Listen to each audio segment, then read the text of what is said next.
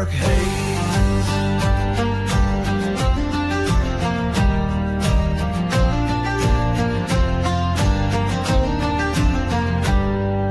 Ladies of the night with eyes of red, vampires in the alleys where good men dread, wolfmen howling beneath the pale moon. But justice is coming and coming soon. From saloons to graveyards where evil sleeps, they walk among us, secrets they keep, nightmare hunters with souls ablaze, cleaning up this town through the dark haze. Cryptids themselves, yet they stand tall against the darkness, answering the call for every lost soul, every whispered prayer. They fight for the light in the midnight air.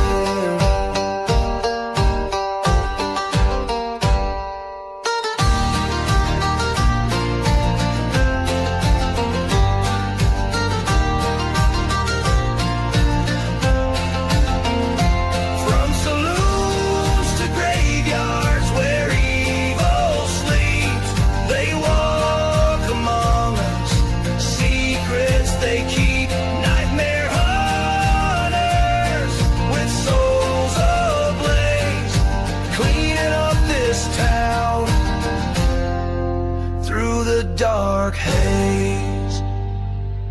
The night is young, the hunt begins. For against the darkness where hope never ends.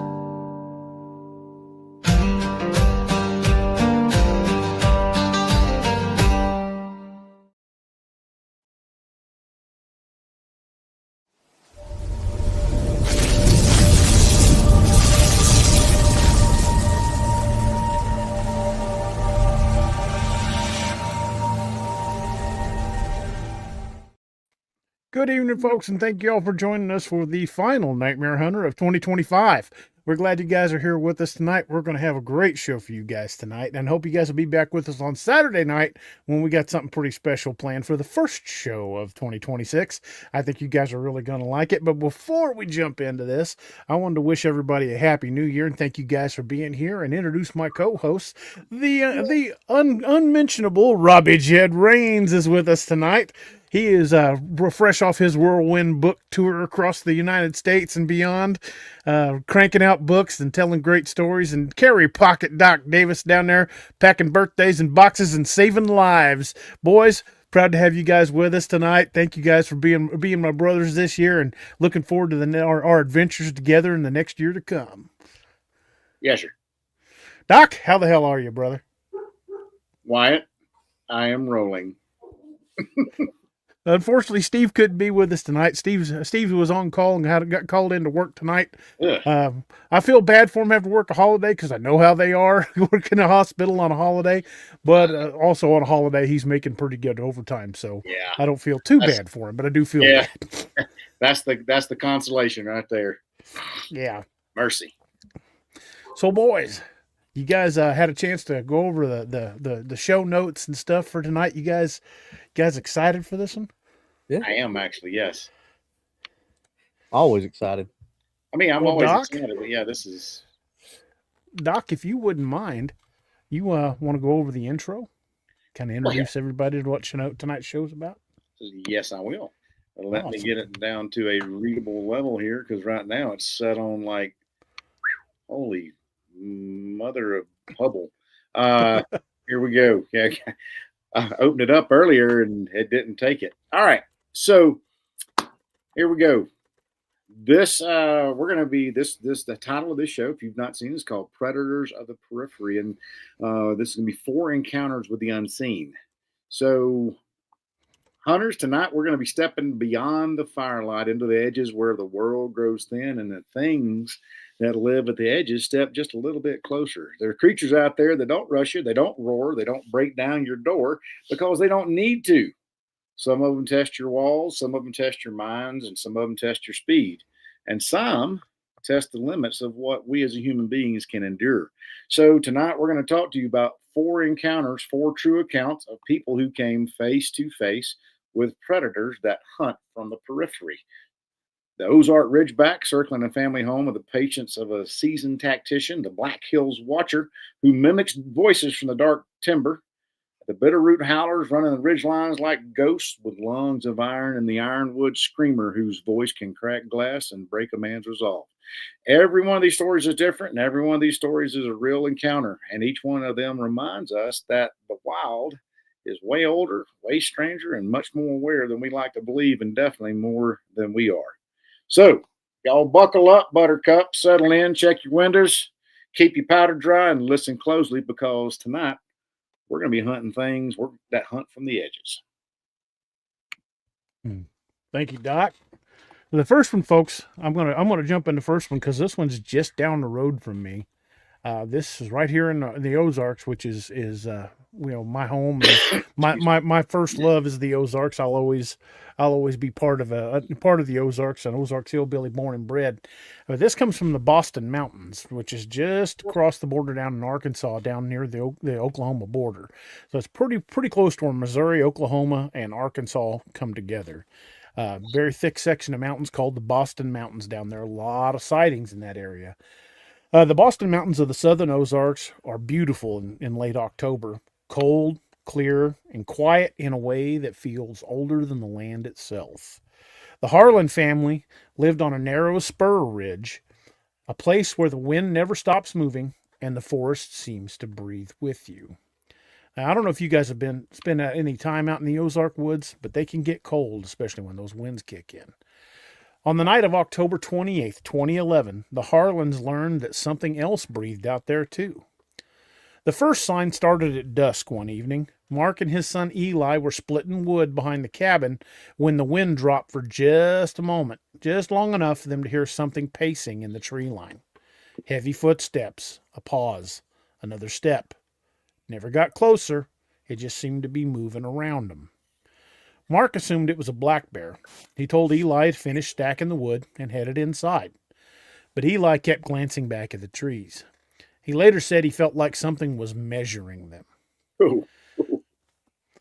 About 7 p.m. later that night, Dana, his wife, was cooking when she heard the sound at the kitchen window. 3 deliberate knocks. Not claws, not a branch hitting the side of the house, knuckles. The window was 8 feet off the ground. She froze. The knocking didn't repeat, but something exhaled, deep and chesty, fogging the glass from the outside. A very deep, and then the window fogged up. The circle got closer that night too. The family retreated into the living room. Mark locked the doors and grabbed his .30-30. Outside, something moved around the cabin in a slow, methodical loop. Every few minutes, it stopped at a window and breathed. A long, low huff that rattled the window glass. June, the youngest, said it sounded like a horse breathing through a broken nose. At 8:05, the back door flexed inward. Not violently, just enough pressure to test the hinges. Mark fired a warning shot through the ceiling, but the creature didn't run. It stepped back and went the opposite direction around the cabin, and then tried a different point of entry. It wasn't random. This thing was doing recon. At 8:40, they heard claws scraping across the roof. Slow, deliberate scratching. Not like it was trying to get through, but like it was, I don't know, measuring or mapping, looking for weak points. Mark fired another shot through the roof. The creature leaped off the roof, landed with a thud that shook the floorboards, and took off. For over 2 hours, the Ridgeback circled the cabin, testing windows, scraping siding, thumping the propane tank, breathing through vents, but it never forced its way inside. It's almost like it was just looking for an easy way to get in. The family huddled in the hallway with the lights off, praying. At 11:23, everything stopped. It went dead quiet. Then, from the ridge above the cabin, came another set of footprints. There were 2 of them. They communicated with low grunts, almost subsonic, grunts like you could just feel them. The Harlans didn't move. They didn't dare breathe or talk. And then, at 11:40 p.m., both creatures moved up the hill and vanished into the timber. The Harlans stayed awake until dawn. When the sun rose, they found claw marks on the siding, shingles torn off of the roof, and 14 to 16-inch long tracks leading to the ridge and then disappearing into the woods. The Ozark Ridgeback had tested them, and for reasons no one understands, it decided to leave. Dude. That kind of spooky. Dude. Yeah.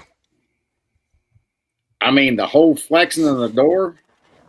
And yeah, that's something with some weight.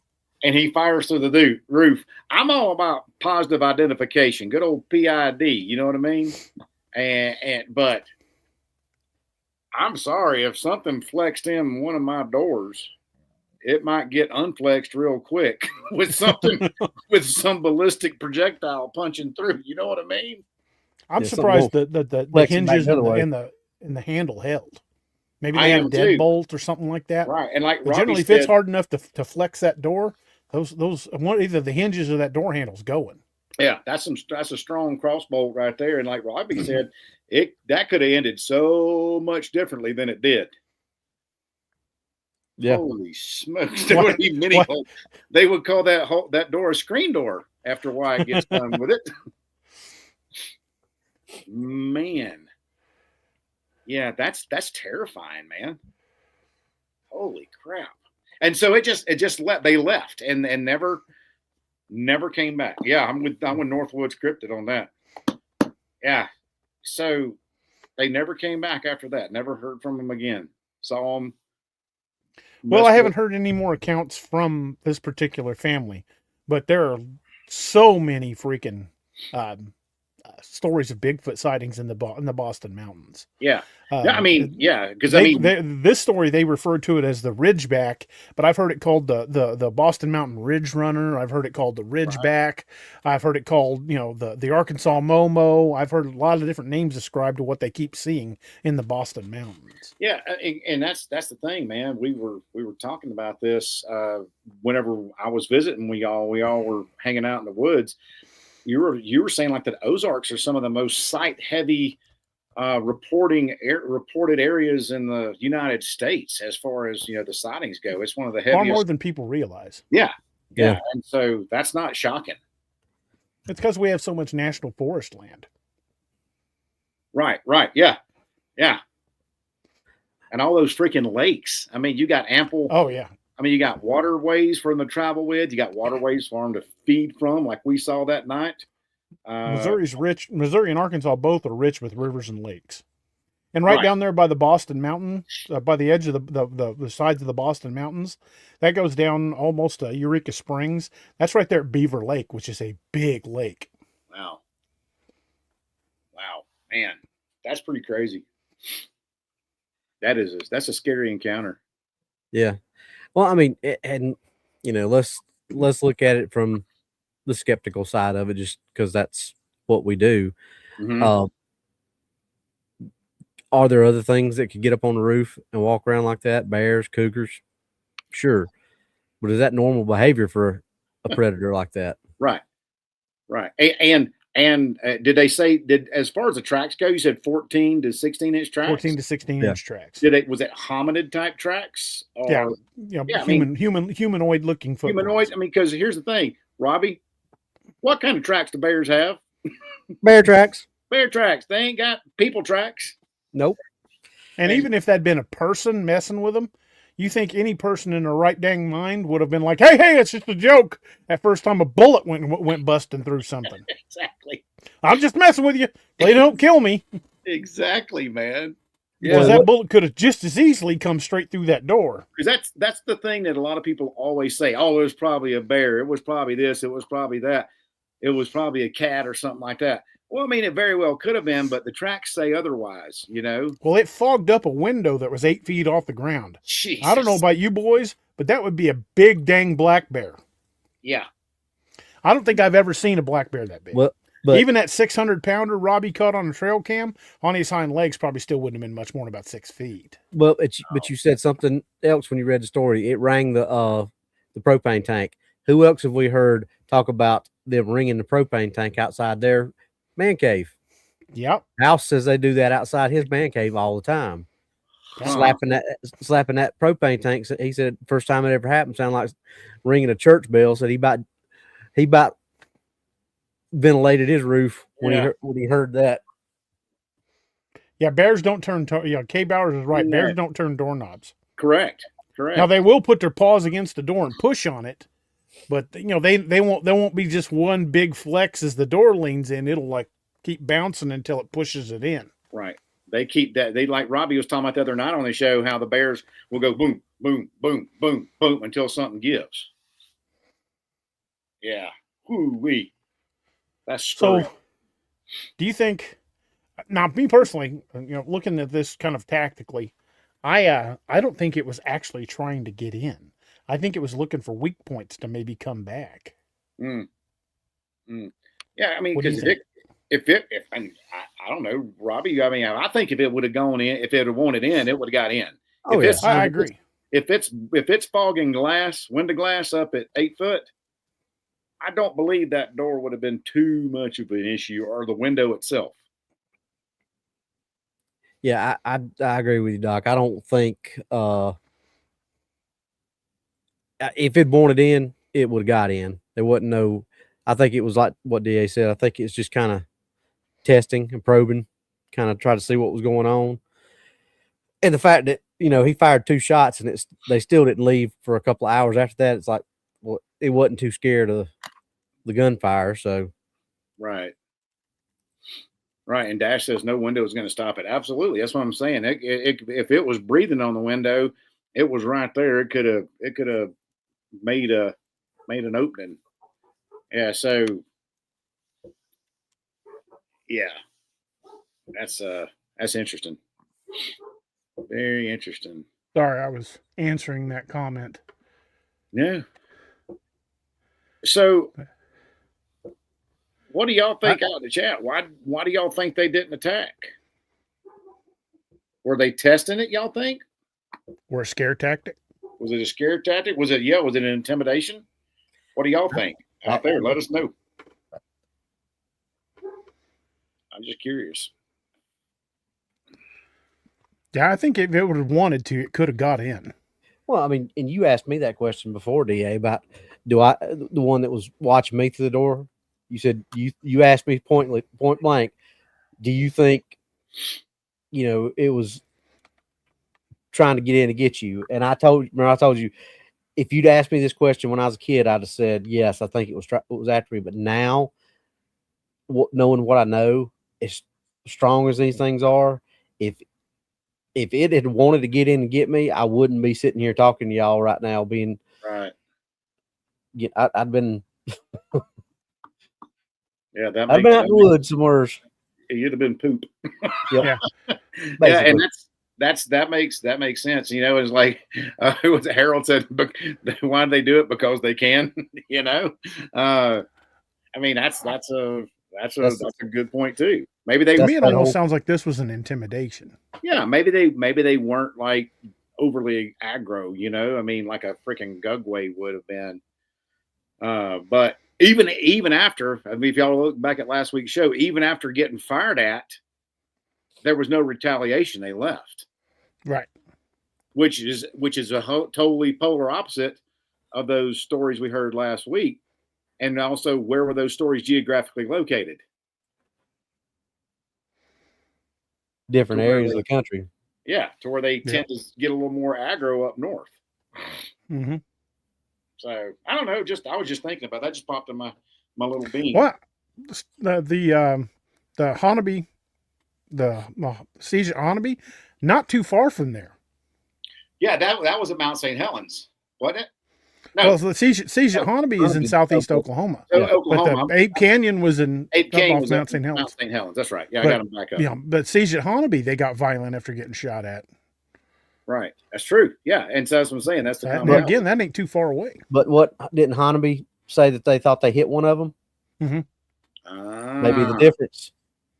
Maybe So they're fairly certain they hit more than one. yeah. could have So been the difference between a near miss and a solid hit, and them getting ticked off about that. yep. Because same thing with Ape Canyon.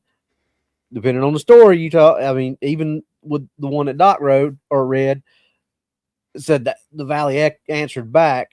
Could have been that thing yelling because it got hit. Yeah. Oh, Judy, that's a good. Judy McKee Smith has a good point. Could have been a young one, and Mama came and got him. Yeah, could have been a juvenile. Yeah, it could have been a juvenile just messing around. The mom's like, "Hey, you get out of there before you get shot." Yeah. Don't you know? That's a good point. That very well could be. That's a really good point. Could have, and it could have not been a juvenile messing around. It could have been a juvenile or an adolescent being taught a lesson about how to circle and probe, and because a teaching point. I think that time that up at remember I told you about with me and Norm and them were all up there, and we got paced out, and we heard one fall, kind of slip and fall down the hill. And as we were running to it, something else distracted us. And as soon as we turned around, it got back up and running. I think that was the same thing. I think it was being taught how to pace people out of the woods, and it went too far and got to a spot where it normally wasn't supposed to be, and Just as messed up and slipped and fell. Just as a here we are type of thing. Yeah. So I think yeah, I agree. It could have been juveniles, but if they'd have been on a rampage, I think they'd have come in. I think they were just testing boundaries. Yeah. Now that's what makes sense to me, but I could be 100% wrong on this, but I think that whole thing was either an intimidation or a test. That doesn't nothing about that screams rampage. That screams really more technical and cerebral type behavior. That was a thoughtful action. That wasn't just an act of. Yeah, they were definitely figuring things out. Yeah, exactly. I agree. I agree with that 100%, Robbie. 100%. Yeah, because when it said that door flexed in, that to me that just says if it really wanted to, it wouldn't have been too much effort to push it the rest of the way in. Yeah, I think George hit the nail on the head. He said, "I just think they were curious because if they were hungry and wanted to, they probably would have just snatched them all up." Oh, you mean kind of like that bear did that dude's trailer in Florida? Mm-hmm. Bear. Yeah. Laser. Yeah. I think it could have been a scare tactic, like Wyatt said. Trying to get him out of the area. Yeah. Interesting. Very interesting. I think if I was the husband in that situation, I'd be acquiring something with a little higher caliber than a 30-30. Yeah. Something a little more capacity. So at least put an alt after that first 30. Yeah. I want to be throwing something big and fast. Something that hits with a lot of foot pounds. Yeah, it's all about the physics, baby. Science matters. Nick Morris says, "What about a juvenile playing?" It could have been. I mean, without having been there ourselves, it'd be very hard to say what the creature's intentions are, and even then, would just be a guess based on behavior. But so there's a lot of possibilities on what this could have been. But I'm sure the family, no matter what the intentions were, the family was probably about to crap their pants. I'm sure it probably went past about. Yeah. More than one of them. That was probably the past tense. Had crapped their pants. I'm learning a lot about them tenses while I'm writing. So yeah. Yay.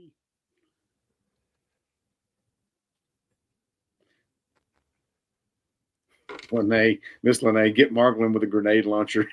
There you go. He might shoot the house down then, Miss Lene. He just might. He is kind of an idiot. Hold on, I'm doing something. As my daddy used to say, that boy ain't too swift.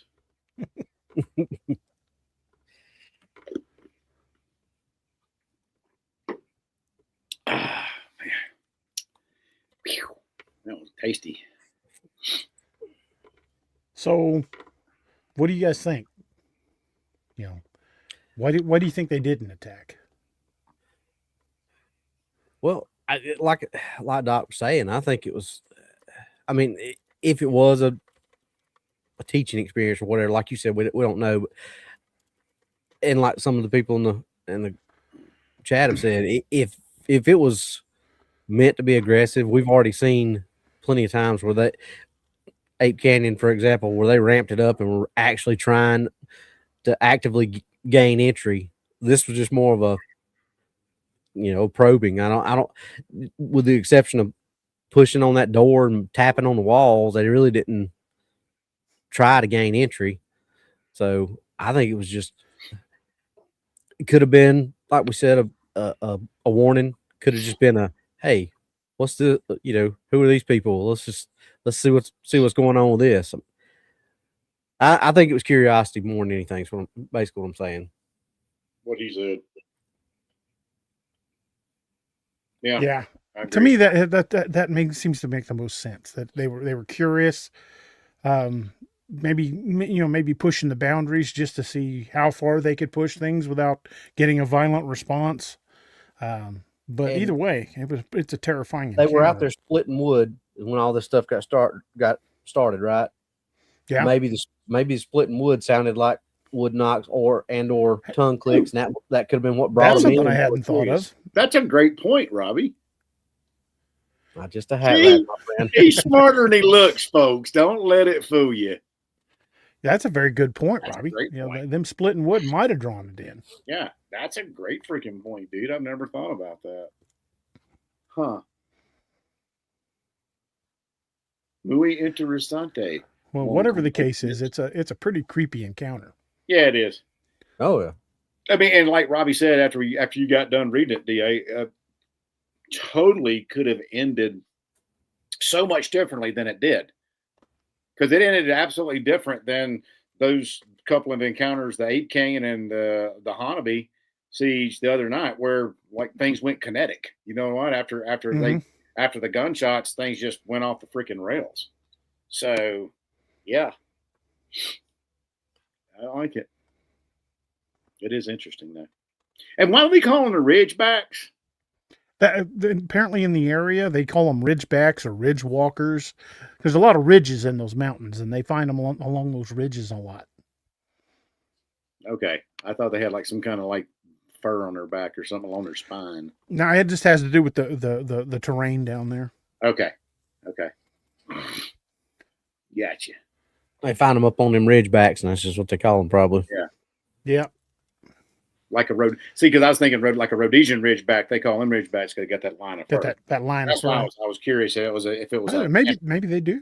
But there was nothing like that in the description of the creatures.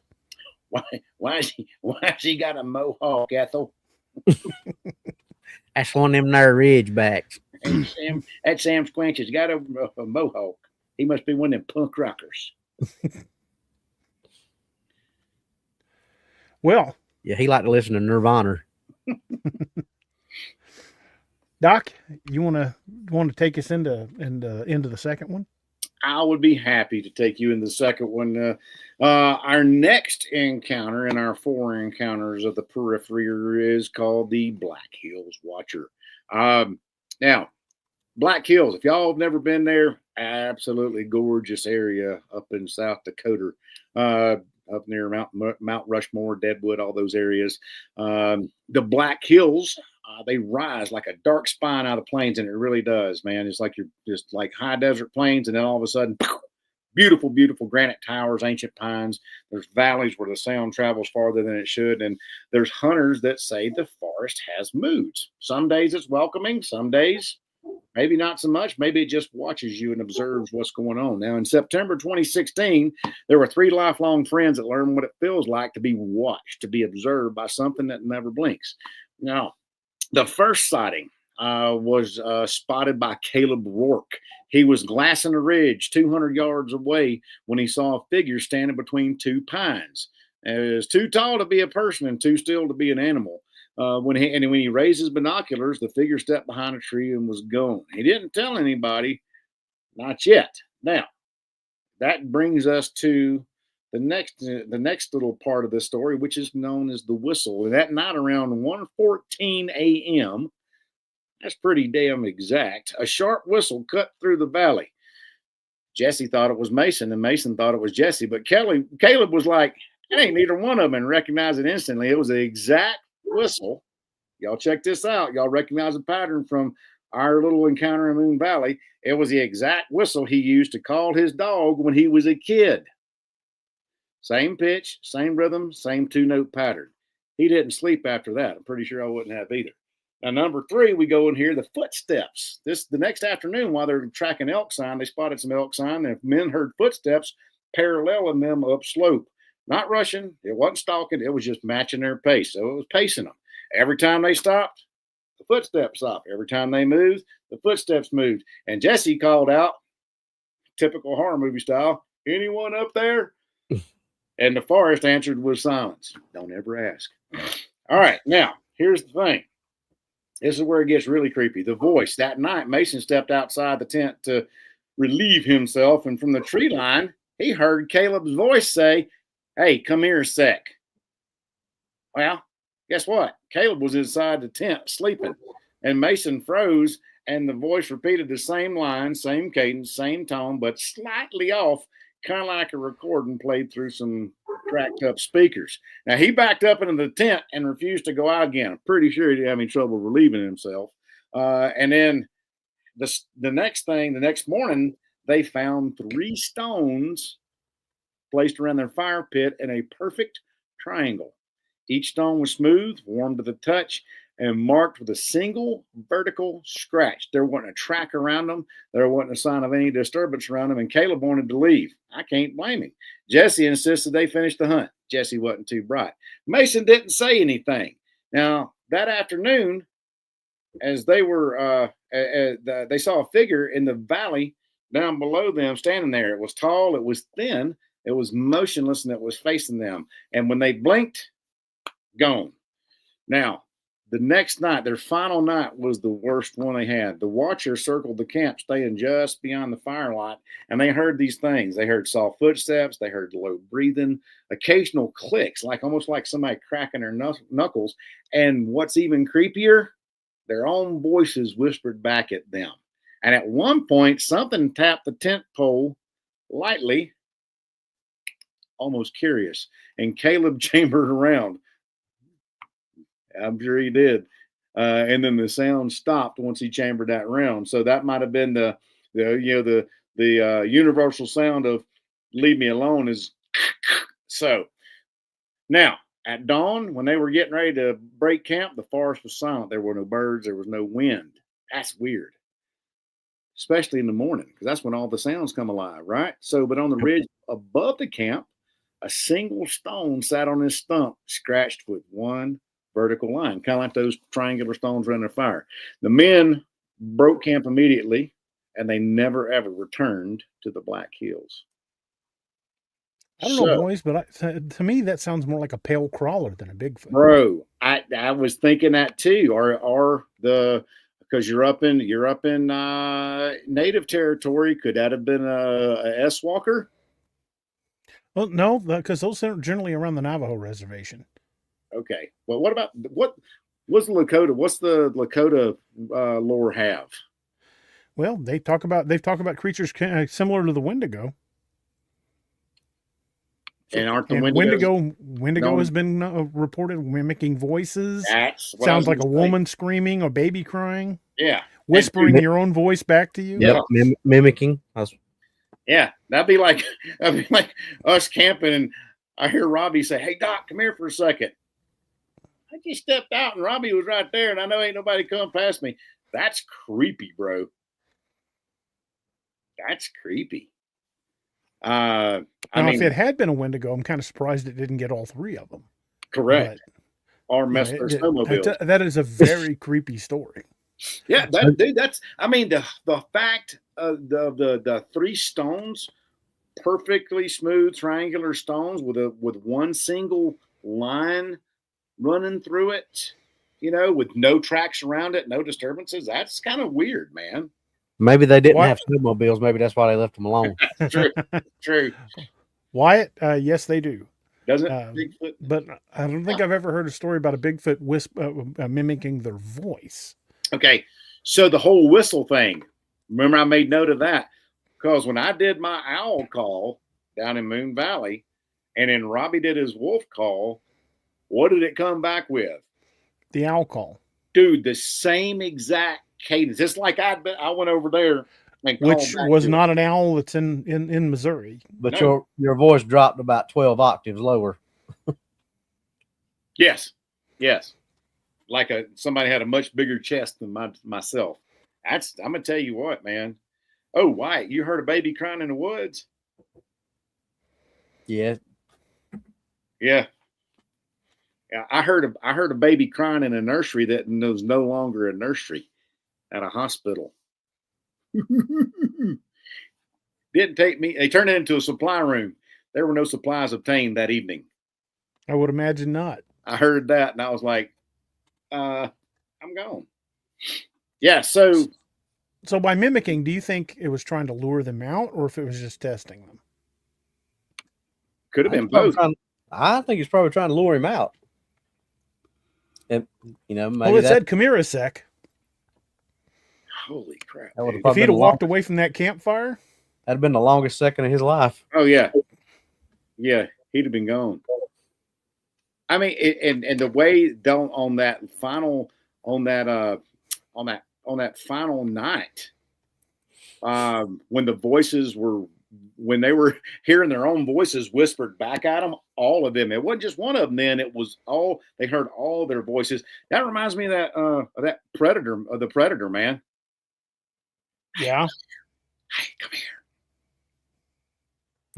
Yeah. So Want some candy? yeah, dude. That's freaking creepy right there, man. And so they never came in beyond the firelight. Okay, so they all stayed outside the perimeter of the firelight, just kind of walking around and pacing and everything like that. And so, why do y'all think they never made themselves known? Do you think they just wanted them to come to them, or instead of them coming into the camp because they knew they were armed? Because when he chambered around, that sound stopped. I don't know. What do y'all think? Maybe it was looking to provoke a reaction, but didn't. I think it's more likely that it was trying to lure somebody away than to actually engage in a fight. If it could get them separated, they'd be easy pickings, even armed. Mm-hmm. But some of the folklore from the area, the Lakota do talk about stories of watchers on the ridges, spirits that mimic the living. Oh. And using stones in a triangle formation like that is a territorial marker used by several Plains Indians tribes. And they all have their own mark on those stones too, just like the one they found on the stump. Yep. When they were leaving too, same exact mark. So that whatever was around the fire, I think that was intended to be, hey, you're in my place, you're in my territory. I think that was a territorial warning. And I'll guarantee you this: whatever it was, and I think y'all agree with this, whatever it was older than them and older than the tribes that inhabit that region. It's something that's been part of that land for a while. Mm-hmm. Now, just being skeptical, what do you guys think of the odds of it being somebody messing around with them, pulling a prank? These guys were up there elk hunting. Of all of the stories that we've read so far, I think this one is the closest one that could have possibly been correct. Because Robbie could go out the woods and pace somebody, or say, "Hey, come here," from outside, but in their own voice. Yeah, that's so I said this one's got the elements closest to being where it could be somebody messing with them. Right. There are certain things that we could do as humans, but like mimicking, like me mimicking Robbie or mimicking you, that's out of the question. Or even creepier, the dude doing the freaking dog whistle that dude did for his dog as a kid. How in the cat hair did he know that? Exactly. Yeah, I'm not saying I think it is somebody messing with them. I'm just saying this is the closest one that correct somebody could say, "Oh, it was just somebody messing with them." I agree. Yeah, definitely. Ooh, That's creepy, dude. That's very creepy. Jeff Yarrington says, I think it was luring him out. I do too. I kind of think it was Yeah. trying to get him Yeah. to come away from the firelight. Yeah, Especially if Angie- he was out there taking a leak, odds are he didn't take his rifle. Yeah, Angela Monroe said they wanted delivery, not takeout. Was one of their last names DiGiorno? Yeah, I know, right? maybe Poupon, Gray Poupon. I don't know. There's poop on everything. Yeah, exactly. There would have been poop on everything then. Yeah, I think this one again. Well, even though this could have been explained by somebody doing that, be awfully bold of somebody having 3 freaking hunters right there. But then again, it did back off when he chambered around. I don't That think was it another was thing. somebody messing with him. I'm just saying this one has a better chance of any of the rest of them we read that somebody could argue. I agree. But I don't think it was. I think it was something. But at the same time, when you look at that where it backed off when he chambered the round, a person would have no way of knowing if you walked up and did that if they were going to chamber around or just shoot through the tent. That's true. Yeah, you're and taking your life in your own hands, walking up on a tent with armed hunters inside. Yeah, Patricia just said that. Why would you scare someone who is armed, who has guns? Right. You could have very easily just got shot through the tent flap, not just chambered around. Fact. That's like my buddies up in Maine that are game wardens up there. They're like, we know that every encounter we go on, every call we go on, the person is armed. Oh yeah. So yeah, all the hunters, they all have guns. Kind of a thing. Whew. Oh, Miss Lene had a good point. Animals see peeing as a way of marking territory. And the next day they had the rocks around the fire. Uh-huh. That's a good I did point, not Miss consider Lene. that. Yeah, that's a great point, Miss Lene. Huh. Jeff Yarrington says creature of opportunity. It was testing them. I think it was legitimately trying to lure someone away from the fire. Yeah, most of these things we've heard of in the days have been opportunistic. You know what I mean? If they get that an makes easy a lot meal, of sense with the marking of territory. Yeah, 100%. That's crazy. That's a great point. See, I love this, man. Doc, you've been the Balkans? Yes, Tuzla. October or December 24th, 1995, sir.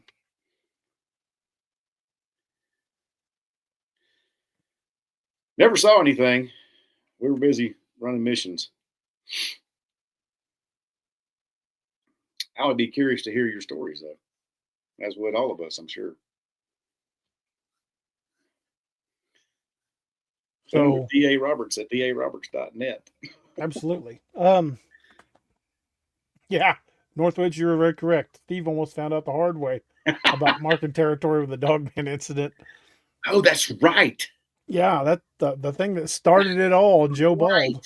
Because that was all right at that same tree, right? Yep. The one we were at. That's right. Steve had literally just peed on that tree when we caught that on film. Just not 2 minutes before. Woo. Man. That's awesome. Steve asked me when we were standing out there getting ready to film, he's like, how are we going to know if there's something out here? I said, we'll hear the van peeling out and the girls leaving our dumbasses. Yeah, that was another thing when DA and I went to Joe Ball, and I was like, let's not get in here too far. We may lose our ride if she hears gunshots. She hears gunshots. She's like, all right, later. See you boys on the next side. You're on your own. I'll swing back by in the morning and check on you. Hope y'all do okay.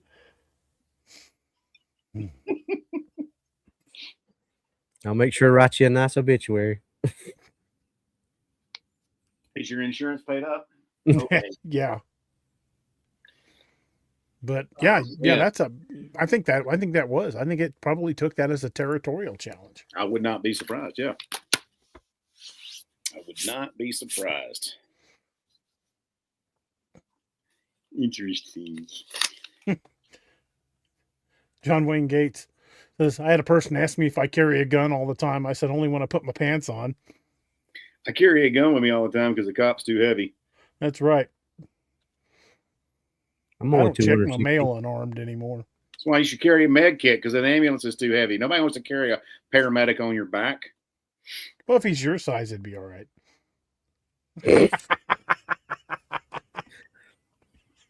You know what? I'm always taller than everybody when they're on their back wounded. Good point. I'm the tallest fella in the room. This next segment. Oh, we've only got a few minutes left before we have to Uh-oh. stop for commercials. Wow. I don't know if we've got time to start this segment. This has been fun. We got okay, we'll hold off. 8 minutes. 8 minutes left. Yeah, we'll hold off. We'll talk about this segment a little bit more before we move into the next one. At 8. So what do you guys think? Pale crawler, Wendigo type creature, a watcher spirit? Because the way they described it, it was like tall and pale, like gaunt. Yeah, I don't think it was a hairy man or a Bigfoot or Sasquatch. You know, I mean, I would think pale crawler, or because if it was a Wendigo, I think, like you said, you brought up a good point. If it was a Wendigo, it would have probably eaten them, because Wendigos are just aggro. You know what I mean? Yeah. But you were getting into the colder months, because elk season is in the colder months. It doesn't start till I believe November. That's true. That's true. Wendigos, the yellow jackets of the supernatural. You're just jerks, man. You're just freaking jerks. Yeah, like, I mean, could it have been the the Lakota tradition of watchers of the ridges? Yeah. Could have been. I mean, everybody. Well, it didn't do anything violent. It did freak him out. And the closest it got was coming up to the camp. Oh, there's a little Doc. Hey, you fellow. Old Fabio. Yeah, I mean, it could have definitely been one of those watchers. I mean, that's been in the Lakota lore since the Lakota's been around. You know, I mean, well, he described it as tall, pale, and unmoving each time they saw it, and it was standing in the open where they could see it. But when it was close, they never saw it. They only saw it from a distance. Say hello to your fan club, Doc. Hey, Doc. I love this little dog. He's warm. We wouldn't let a Wendigo get you, would we, buddy? No, sir.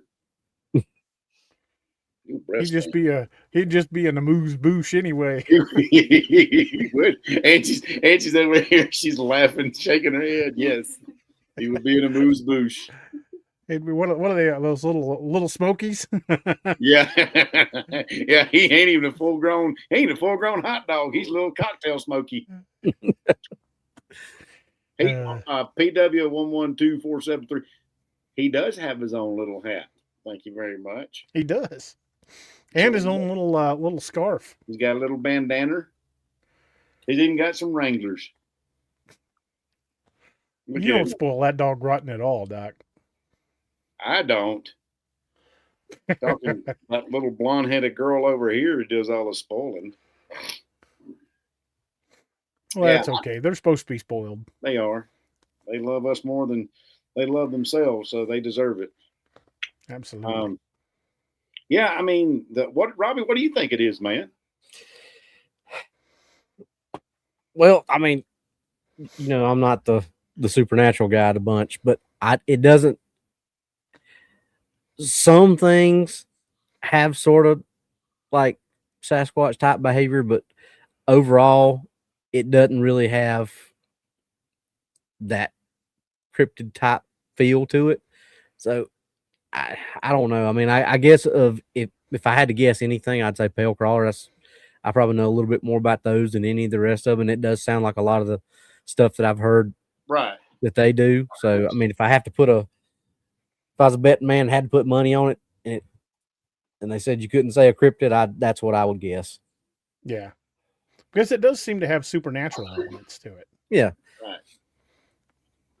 Yeah. I mean, like blink and you're gone. I mean, yeah, if if that had been anywhere other than standing in an open field, like you said, they were looking at it, I'd say in the woods. I mean, that's still, Sasquatch can do that, but just in an open field area like that, I'd say that brings more of a supernatural feel with that kind of thing. Bye. See y'all later. Mama's Bye, leaving. Doc. He's getting all nervine when he sees Mama leaving the room. He's like, oh. No, I hear you. I hear you on that, Robbie. I mean, and that's, I mean, the pale crawler. How? Let me ask you this. Ask both y'all this because y'all are far more knowledgeable in this stuff than I am. How common is that pale walker? Pale crawler. Pale crawler. I knew I was going to screw it up. See, how common is the sightings up in that area? I've seen a lot of pale crawler stories, but they seem to be scattered. I've heard a lot of pale crawler stories from the Appalachia country. Mm-hmm. I've heard some from up there near the Canadian border.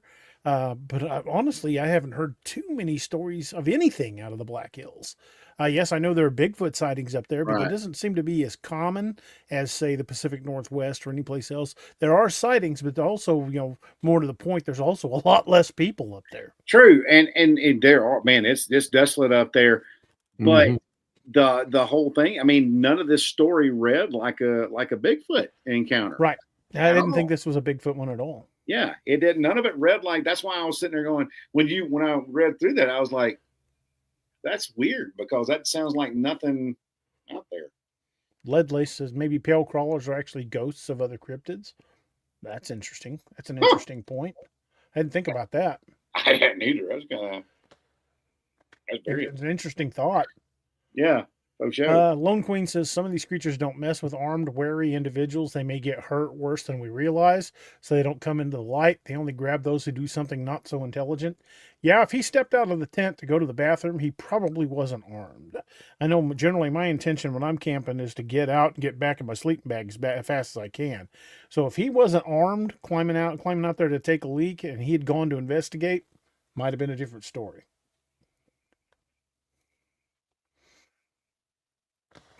What do you think, Robbie?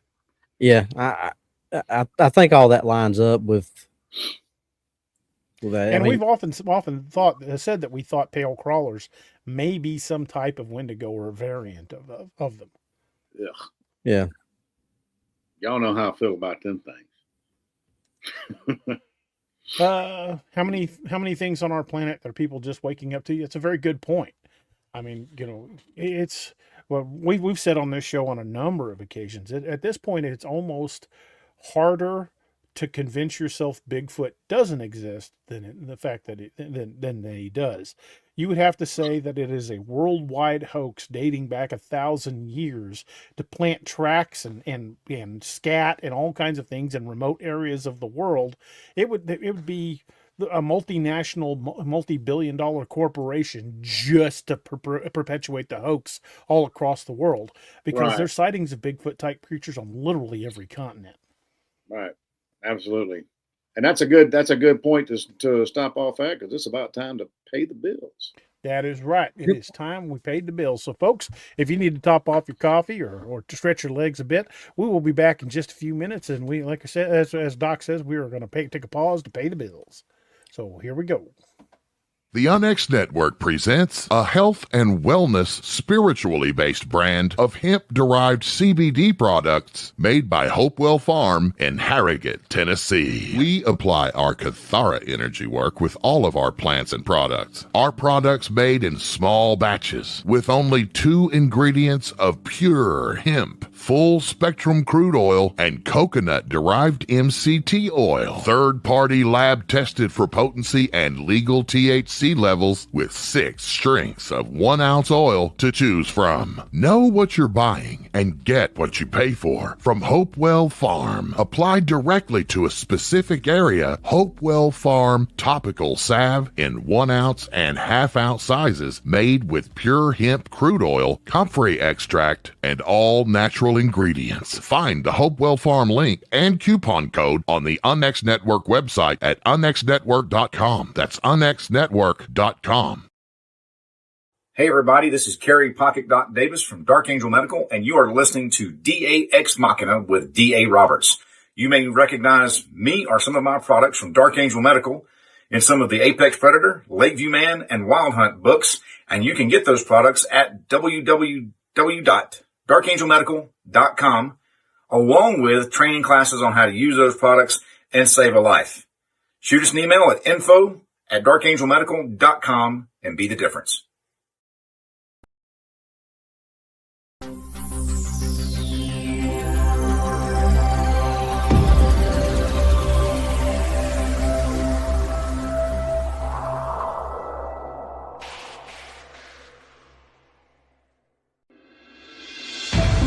The new book, How to Research a Haunted House by paranormal investigator Margie Kay and professional researcher Violet Wisdom, is now available from Unnext Media. This one-of-a-kind book explains how to do research on a house with uncommon methods and resources used by historic home researchers, and how to determine who may be doing the haunting and why. How to Research a Haunted House can be used by homeowners, renters, investors, and it should be in the library of all professional paranormal investigators. Get this unique book at unnextmedia.com or amazon.com. That's unnextmedia.com or amazon.com.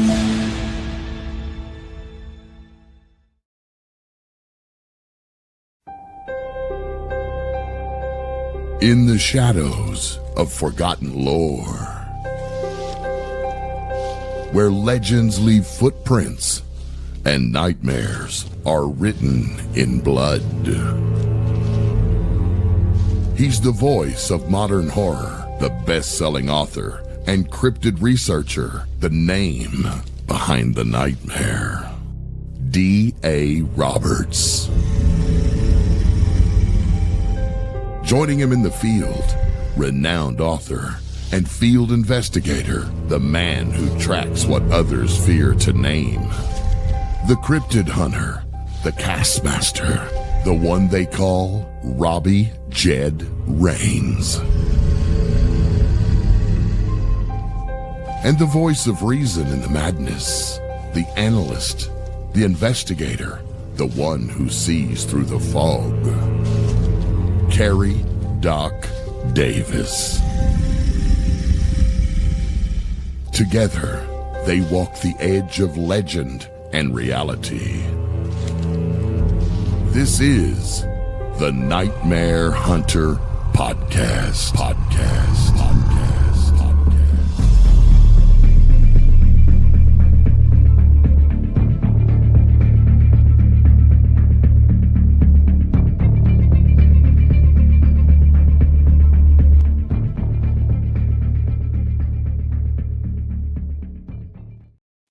And folks, we are back. Thank you guys for coming back with us, and we're going to jump right back into this. This next segment we're going to be talking to, if y'all remember the show we did on Teddy Roosevelt just a couple weeks ago, the events that happened in and around that valley where the Bauman incident happened is, guess where? In the Bitterroot Mountains. This next story takes place in the Bitterroots. Robbie, if you don't mind, I'll leave this one to you. Sure thing. Bitterroot Howler Run.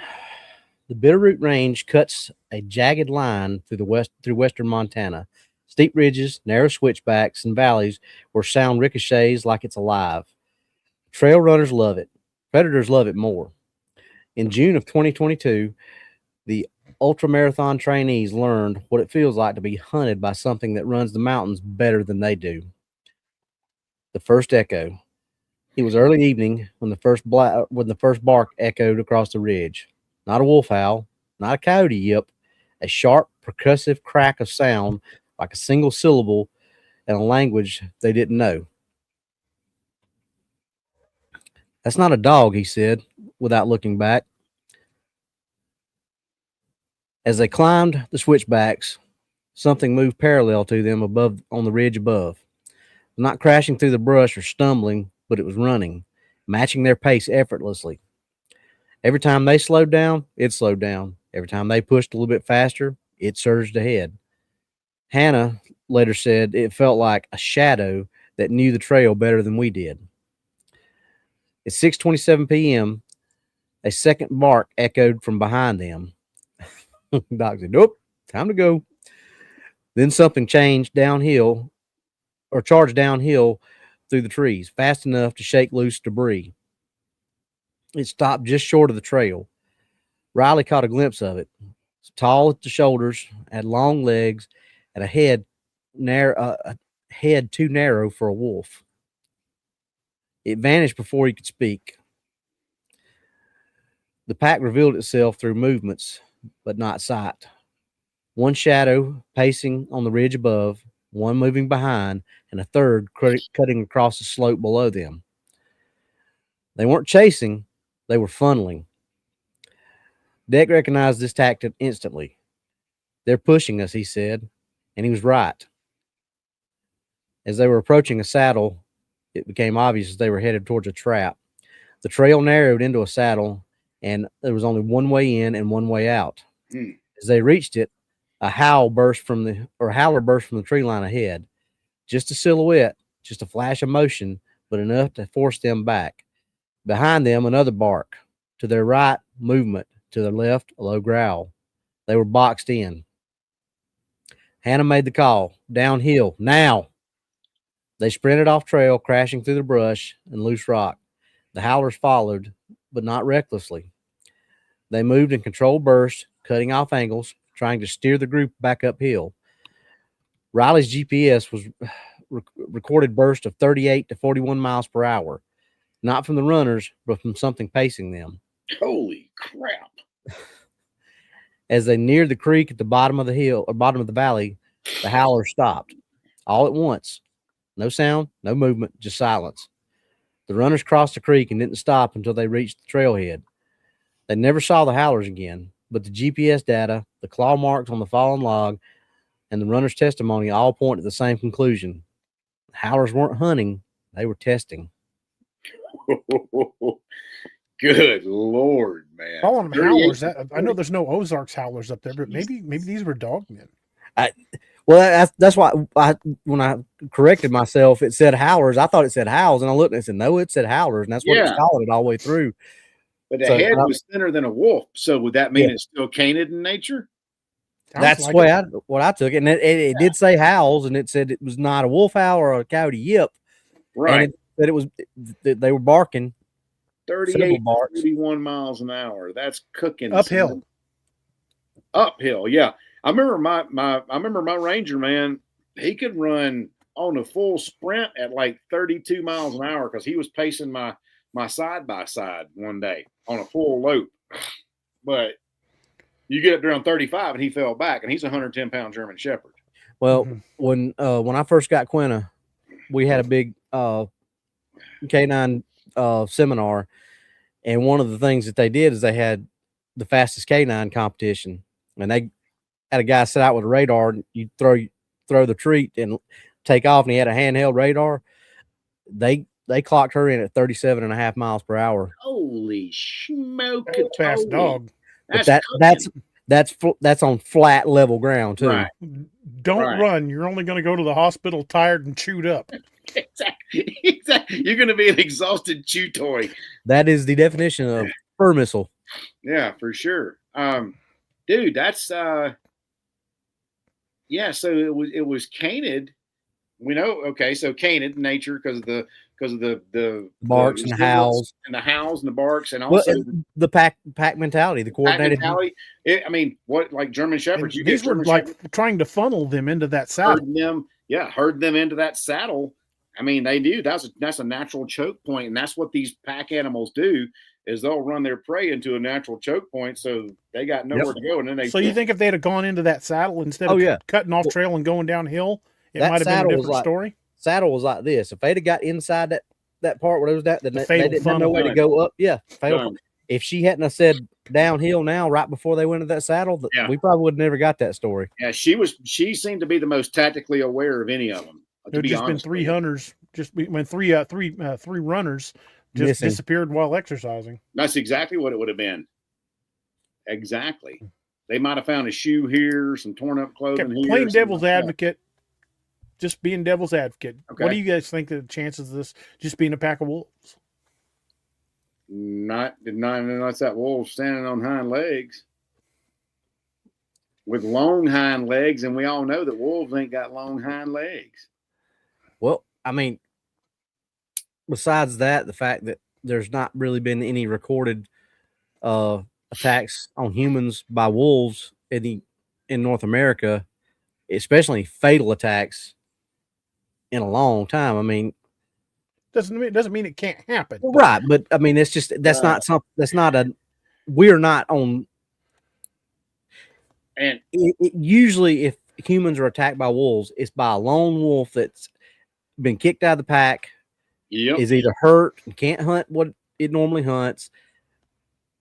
Usually a pack, usually a pack of wolves is not going to hunt down humans. We're just not on their. We're not on their menu. Like you said, it's not saying that it can't happen or that it wouldn't happen. It's just not a normal occurrence. House in the house. Oh, What's up, House? Hope you're feeling better, brother. Yeah, glad he's back out and kicking around in the house at the house instead of in the hospital. Yeah, exactly. No, and Robbie, I agree with that, man. I mean, because this is definite canine behavior. Because I mean, you look at any kind of herding animal, that's what they do. Yeah. Why do you think they stopped at the creek? Could be just their territory. Territorial marker. Maybe they were too close to the trailhead where other people were. Yeah. We've always speculated about if this was Dogman. We've always speculated about the territorial things, but maybe they crossed over into Sasquatch country. Yeah. Or Sasquatch territory, and these were Dogmen. They were like, oh well, sorry. Okay. So because what happened? There? What happened when we were down at Moon Valley, down at that bridge on that creek, and you let loose with that howl? They came to investigate. Damn sure did. Damn sure did. In fact, I think the only reason that we got the response we did was because of that howl. I agree. 100%. I think they were like, hey, wait a minute. They're not supposed to be in here. They're like, wait a second now. Yeah. I'd like to go back down there and play the recording from outside near where Robbie lives. Yes. I want to go out there and play that. And this time I'm going to have the thermal that records. Calls what, Robbie? Thermal don't lie. Damn right. Larry Berlin says pack of Shunkawarakan. It could be. The Shunkawarakan does get described like that. Shunkawarakan is known as a dog killer. It would go into native, especially Lakota, go into their camps and kill dogs and even sometimes attack people. And it was described as a wolf with strange legs. That's rude. How rude. How rude. Judy McKee Smith says their trap didn't work, so they stopped running them. Could have been. I mean, because when they broke downhill, they didn't hit this. They didn't hit that saddle trap, and so they're like, well, we don't feel like chasing them. We don't want to put it because they're gonna if they see their prey getting away from them, unless they're desperate, they're not gonna. A prey animal's not gonna chase that prey because they don't want to expend that energy on a useless chase. They want to expend energy on a sure thing. Yep. So, I learned that from Marlon Perkins. Marlon Perkins on Mutual of Omaha's Wild Kingdom. Now, I don't know about you boys, but I think that the only reason they got out of this is because they didn't go into that saddle. 100%. I think they were being driven to that saddle, and when that didn't work, they knew they couldn't box them in as easy. Absolutely. Since there was three of them. Like Robbie said, if they would have gone to that saddle and not downhill like Hannah wanted them to, we'd never have this report. That's crazy. Getting too close to people might mean too big of a chance of armed humans, or maybe the tactical advantage might not have been as much to the canine's advantage.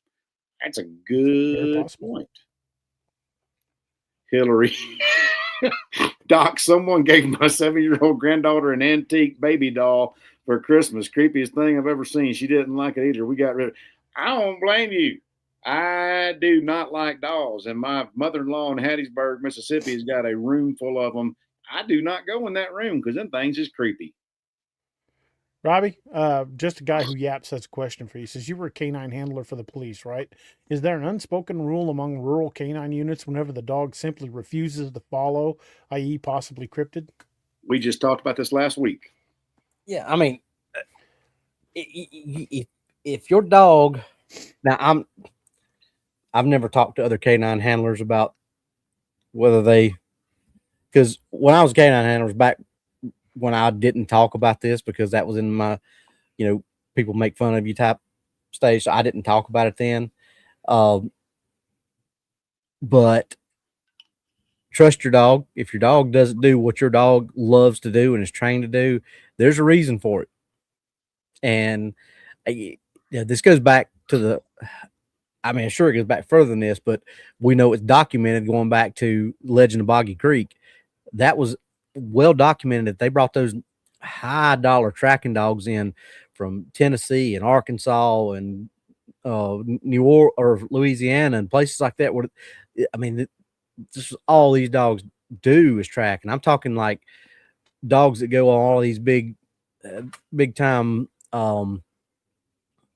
Conferences, events, expos, competitions, things like that. competitions. And they brought those dogs in, and those dogs would go in 20, 30 yards into the woods, DA, and just stop. Yeah. Either refuse to go any farther or turn and head for the truck. Right. Yeah. Right. And that's just if you don't want, I know there's a lot of you in the audience that knows animals and knows dogs and things like that. But if you don't understand how a working dog thinks and does, and that is their whole entire world. Yeah, they live for it. When I got Quinna out of the car and clipped her leash on her, or when we were getting ready to go to work, when she was here at the house, she was a normal dog. But when I put that pinch collar on and her badge, different dog. Knew it was time to work. She went from yeah. Okay. Well, I mean, case in point, Robbie, I read something the other day that in after the 9/11 thing attacks happened, that the search dogs, they had the rescuers were going underneath and hiding themselves because the search dogs were getting distressed that they weren't finding anybody. It was causing them some serious issues because that's what they live for. Yep. Just like these dogs. And if a tracking dog who loves to track refuses to track, or worse yet, like I've heard we've talked about, when they tuck tail and pee down the back of their leg and hop back up in their kennel, you best trust that dog, man. Yeah, there's a reason. There's a reason that dog's telling you in a non-vocal manner, we ain't going. And I don't buy that it's a bear or a mountain lion. No, most of these dogs are not afraid of anything. They'll hunt them. They'll track it, man. Yeah. Yeah. Tracking dogs like that, they might be wary of a bear or a cougar, but they're not going to not track it. They're not going to not go after it just because of the smell. They're going to act different when they get around it. Right. But more than likely, they're just going to be wary of it. They're not going to refuse to track if that's the smell they're getting. That's just not, if that was the case, there wouldn't be such a thing as bear dogs and dogs like that. Hey, yeah, exactly. Yeah, what Kay Bauer said: when the dog says mount up, you mount up. Yeah, kind of like a bloodhound. I've hunted with bloodhounds. When they get on a trail or something, they don't give a damn what they come across. They're following that trail. They're locked on. Right. Yeah, they're like a freaking heat-seeking missile, man.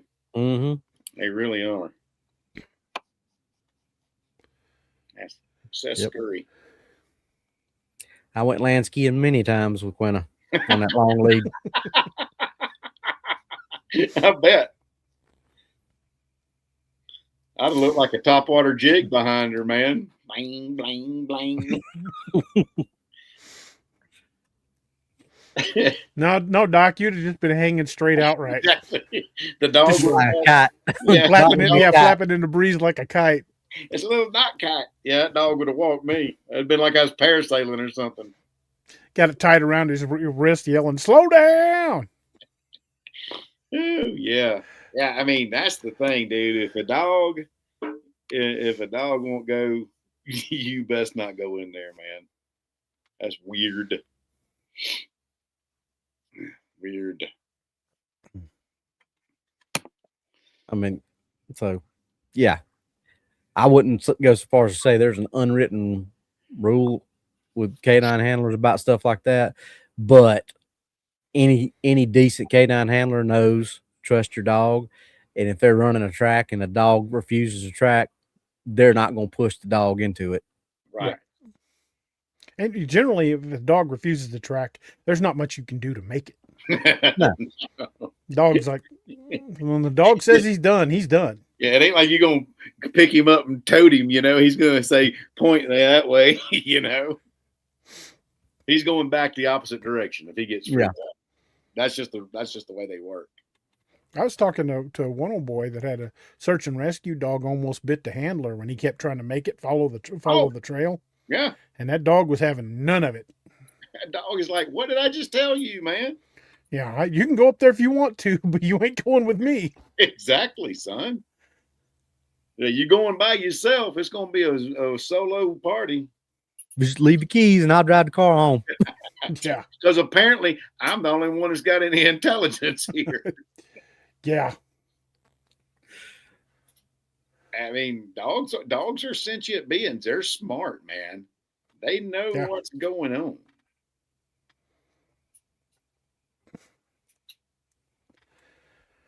So I think. Hey, Jessica, how you doing? Happy New Year. Yes. Happy New Year. Hey, Jessica. But I think in that particular case, I really leaning toward that being a pack of dog men that was chasing it. And the fact that it was in the Bitterroots right there where the Teddy Roosevelt Bauman Valley is. Yeah. And so many people have gone missing up there.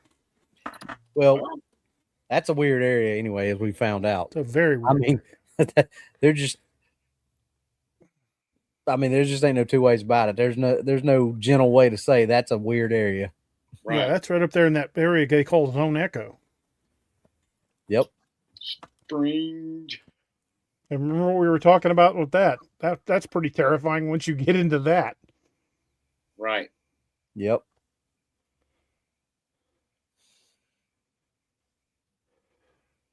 But yeah, I still believe if they'd have gone into that saddle, would have been a different story. I agree, 100%. Very, very, yeah. That was the right tactical move on Hannah's part to get down there. You know, I mean, because let's be the devil's advocate here. You know, could that have been wolves? Yeah. What do you guys think? Do you guys think it was wolves? Think it was Dogman, Shinkawarican? I mean, adrenaline could something else. Could the adrenaline have exaggerated the speed that they saw? I mean, that's if they're looking at their GPS, your GPS is going to be telling your speed. I mean, that would require some sort of optical tomfoolery. Yeah. So, yeah. I don't know. I do believe it was not. I believe it was canid, but I don't believe it was Canis lupus. Right. You know? Much like they discovered in Meeker, unknown canine. Unknown canine, and that's the craziest thing because I even looked that up again the other day after we did that show, and there ain't bupkis on the Parks and Wildlife site.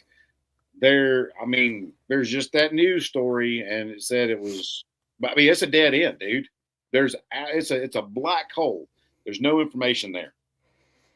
Well, you also had 3 guys within just a few miles of that same spot killed by lightning. It was the lightning that did it. Yep. Yeah, it was unknown canine lightning. And those tracks, the tracks they found all inside around the kill site but none on the other side of the freaking fence, the 8-foot Right. high fence, were all much larger. And they even said that much larger than a wolf. Then the big, and then the largest wolf pack or known wolf pack close to Meeker is like 150 miles north of there. So that's a big range, man. Yeah, it is. So yeah, very strange. As my daddy say, that's mighty quar. Mighty quar. Mighty peculiar. Yeah.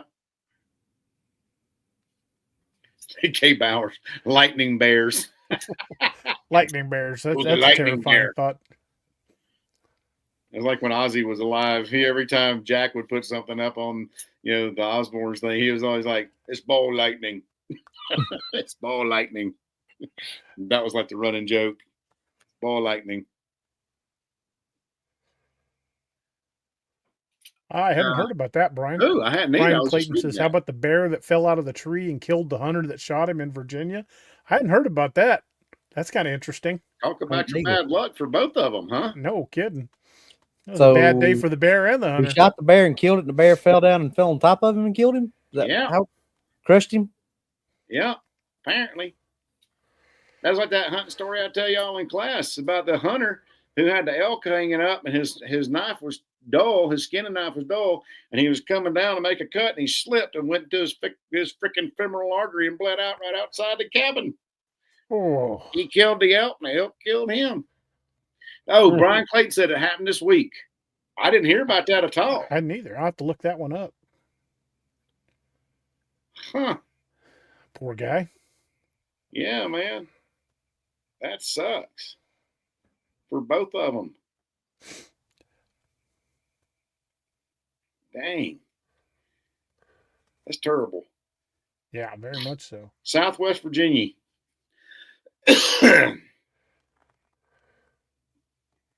Excuse me. I need to lubricate my tonsils a little bit. Tonsil lubrication.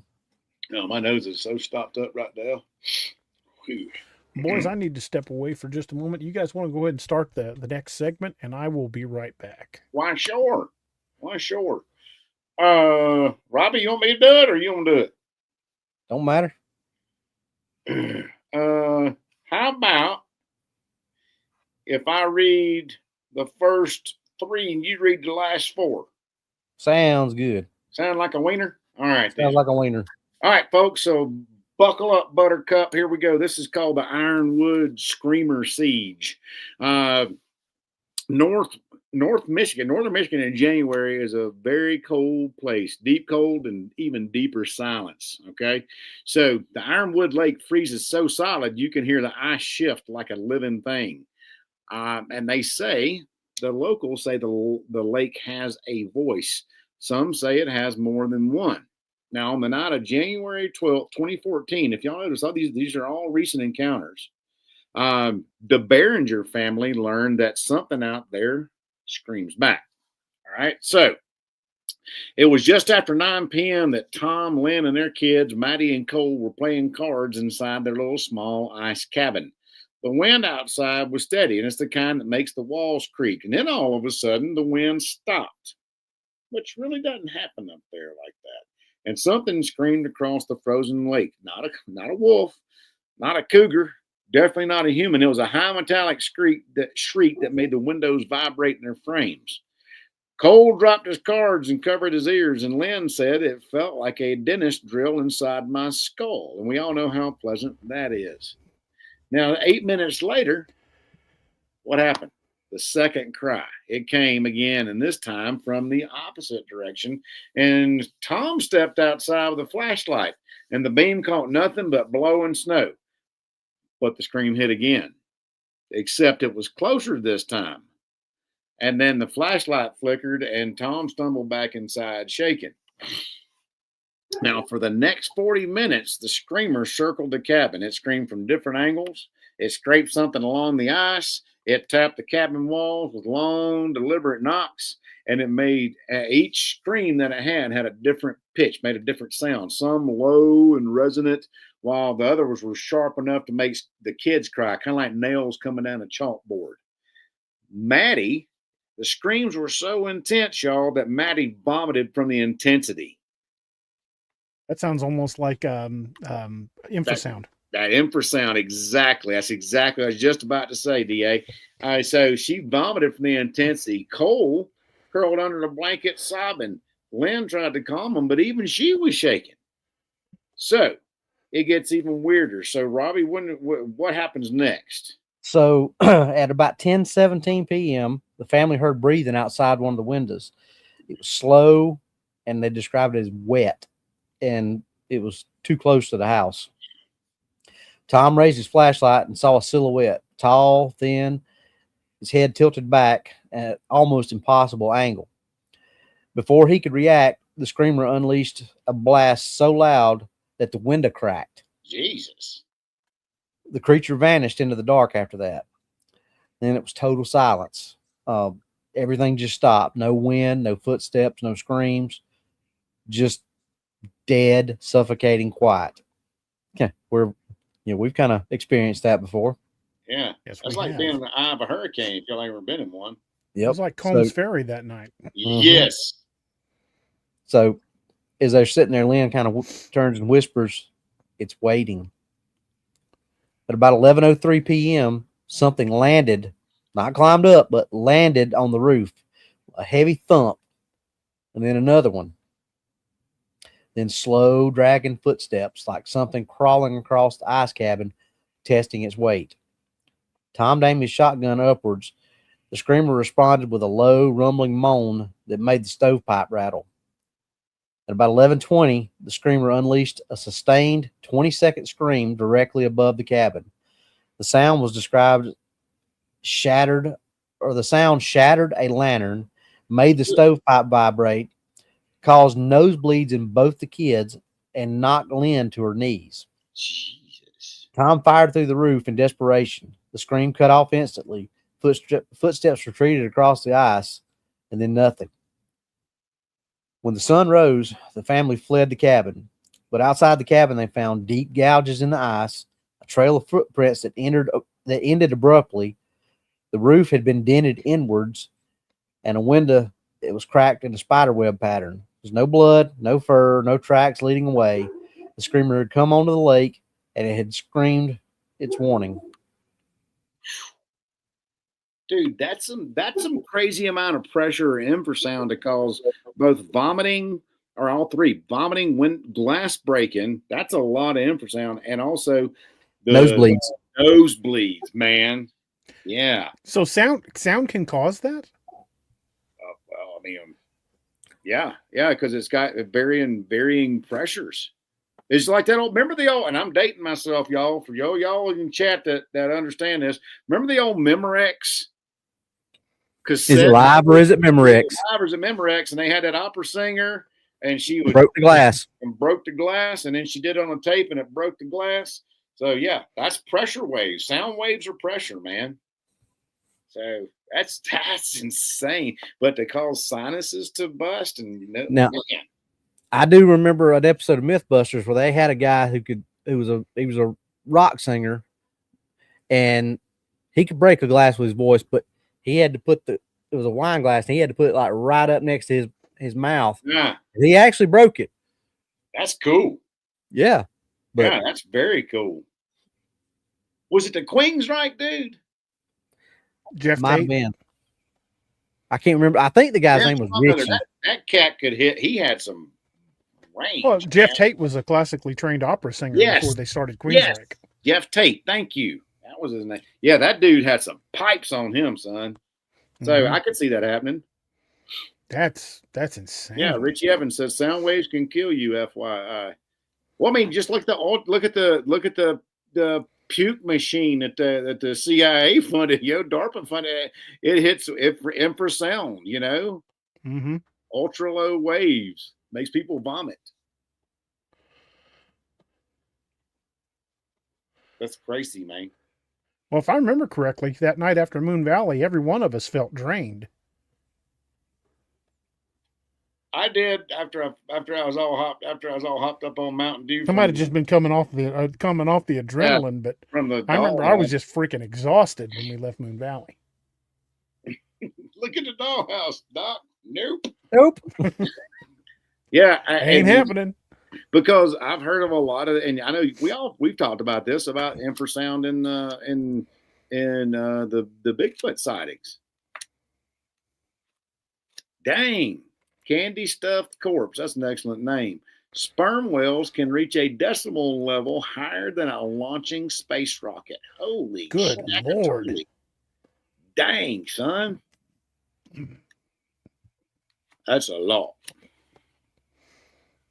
I ain't no decibelitician, but that's a lot. That's loud. Yeah. Brian Clayton, you are not wrong, sir. I would be driving Mock Jesus. Ain't that right, Robbie? That is affirmative, sir. DA was up front. He's like, I didn't know this thing could go that fast.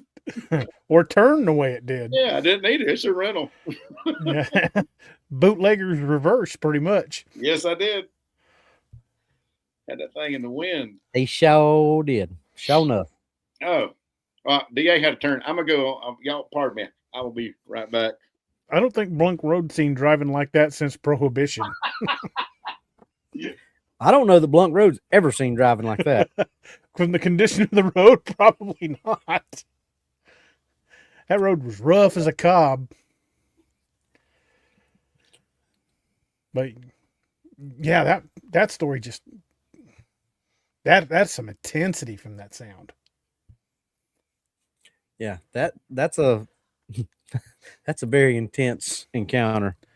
And big dents in the roof.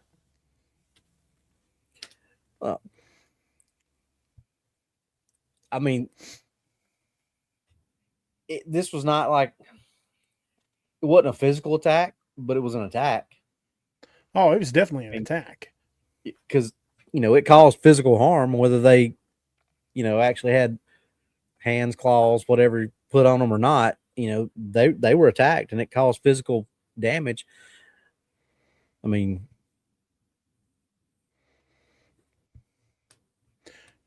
yeah, that was. I think that was definitely a directed attack.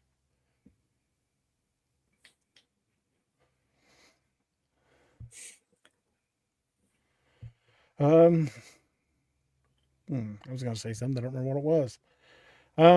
What do you think it was trying to accomplish? Do you think it was like coming after him? Do you think it was just a warning? I don't know. This one's kind of weird. It doesn't seem like there was any kind of. It seems like on all of them, you could kind of reason that maybe it was a territorial thing or maybe it was a curiosity thing, but I don't know. This one's just it's weird. There's something about the way sound travels in extreme cold. It really does, yeah. Well, is it? Correct me if I'm wrong, Doc. But when it's really cold and the wind's blowing like that, does sound not travel almost not as well, but almost as well as it does in water? Yeah, it does. And and also with the snow and everything. Over snow, it's weird. Snow acts kind of like insulation, but over ice, it's almost like an amplifier. So this could be, like, because they say that if you're in the ocean, you can, if even with, just human hearing, if you go underwater in the ocean, that if whales are singing anywhere within, a few miles of where you're at, you can actually hear them with your ears because of the way sound travels in water. That's so weird, man. Yeah.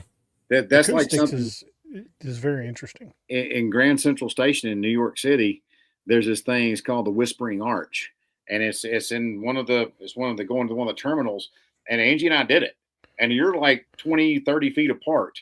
And you stand on one side, we're at the base of the arch, and the other person stands at the other base of the arch, and you could, I love you. And like whisper, I love you. You hear it just like they're whispering in your ear, just the way the sound travels over that area. So same thing could be said about the ice, So it's freaking cool, man. So maybe this thing doesn't have quite as sophisticated vocal arsenal as we think, and it was just the elements that caused it to amplify. Could, or yeah, it could be, or or maybe it does because sound is a weapon. We've said that, and maybe it used the elements to intensify its natural effects. This one seems, again, like the other story. This one seems to have more supernatural elements to it, to me. Less cryptid like, almost like the pale crawler story. Yeah. And why was it? I mean, like the head tilt posture. You know what I mean? Why was its head all? I don't know if y'all talked about that, but why was his head all up in the air like that? Maybe it was leaning back to really belt out a scream, or yeah, kind of winding up. Yeah. I don't know. I mean, just thought the way it screamed. Okay, so Arkansas Hog Hunter Dan, the way it screamed on top of the cabin makes one wonder if it was calling in another to join it to feed. Could have been a signal. That's a great point, man.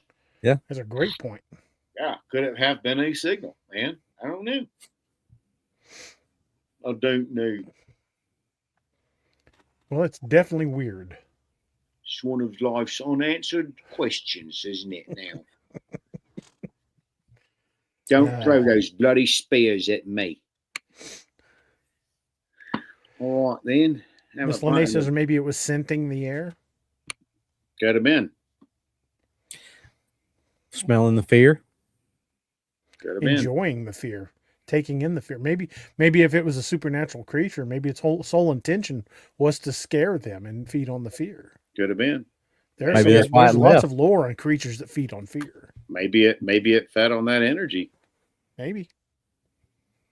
It's certainly plausible anyway. How?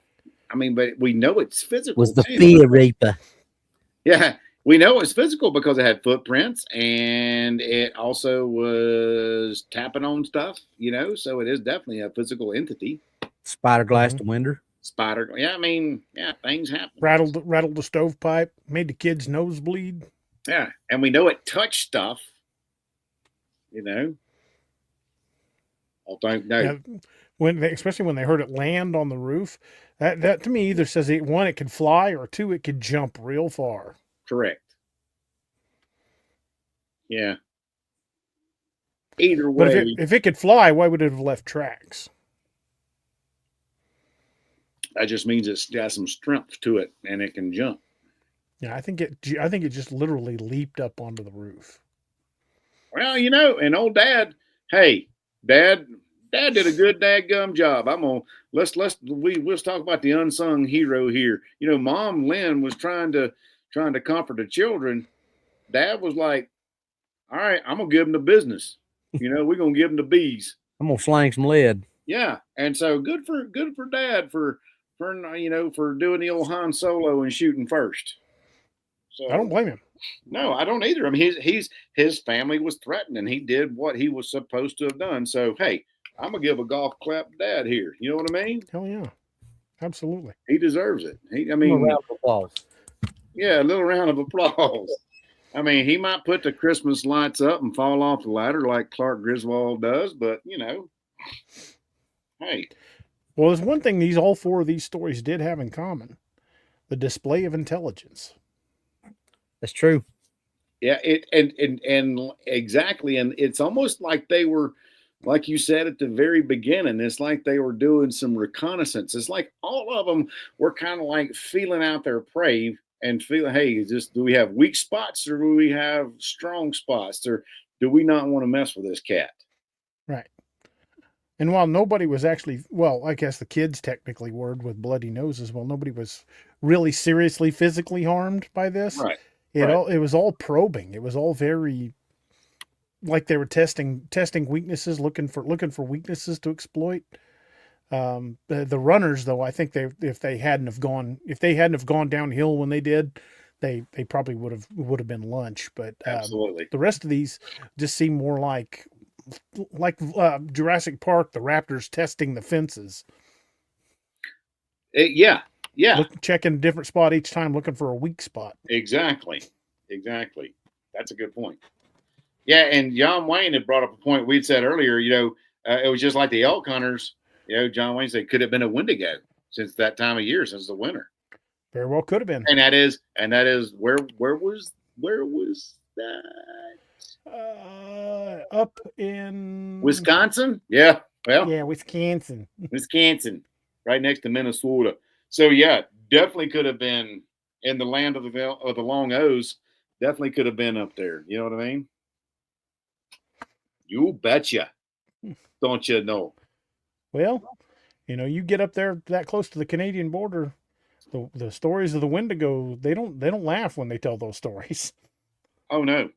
I mean, even up in northern Michigan, where I was teaching classes, where I teach classes still, they don't mess around with that stuff, man. Because me and one of my hosts were talking about it one night over some brown water, and it was they were like, he was like, dude, he said, you don't even really say that word around here. Because there's still a lot of indigenous folk up there, and they're like, they don't talk about that. It's just like the Four Corners. You don't say the S Walker word. Yeah. They're extremely serious about that. Yep. My buddy Wes, he's Navajo. Well, he's been on the show. You guys have met him. Yeah. My buddy Wes, he lives here in Missouri, and he still won't say it. He says coyote instead of the S word. Mm-hmm. Yeah, he will not say it. Sherry Radway, she said, and she confirms it. There's all kinds of stuff here in Canada.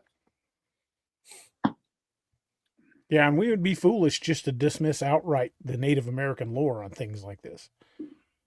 Because how often has it turned out that the natives were right all along? Right. Great example, the Billy Ape.